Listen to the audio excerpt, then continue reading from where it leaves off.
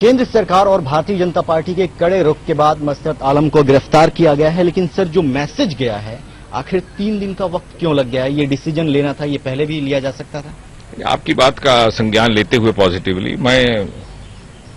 हो सकता है कि इसमें प्रदेश सरकार को कार्रवाई करने में कुछ नियमों की जांच करनी हो, परंतु साथ ही साथ ये भी जोड़ देना अनिवार्य है कि जहां तक भारत सरकार का प्रश्न है और जहां तक केंद्रीय गृह मंत्रालय का संबंध है, जहां तक संगठन भारतीय जनता पार्टी का प्रश्न है, हम सदा से ही इस विषय को लेकर के बड़े स्पष्ट थे और दबाव भी बना रहा।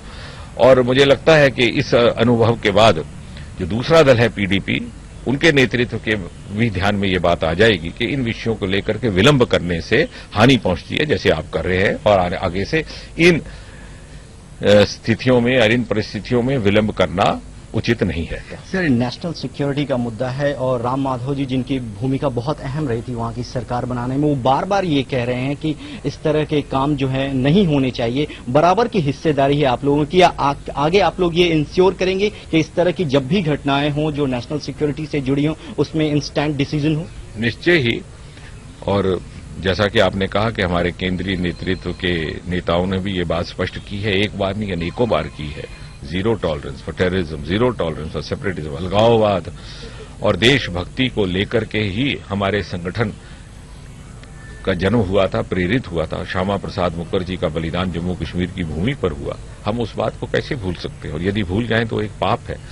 और साथ ही साथ ये जो गठबंधन बना है, ये प्रशासन हेतु बना है और इसमें एक दूसरे के मूल्यों का, एक दूसरे के सिद्धांतों का पालन करना मर्यादा का नियम है। और हमें विश्वास है कि दूसरा दल का नेतृत्व भी इस बात को अब समझने लगा है। सर, जिस तरीके से आप लोग गठबंधन में हैं, आने वाले दिनों में आप लोग ये इंश्योर करेंगे कि जो पीडीपी है उसका जो प्रो पाकिस्तान स्टैंड है वो आप लोगों के ऊपर हावी न हो। इसके लिए क्या गठबंधन के स्तर पे या केंद्र सरकार के स्तर पे भी आप लोग राज्य सरकार से बातचीत करेंगे?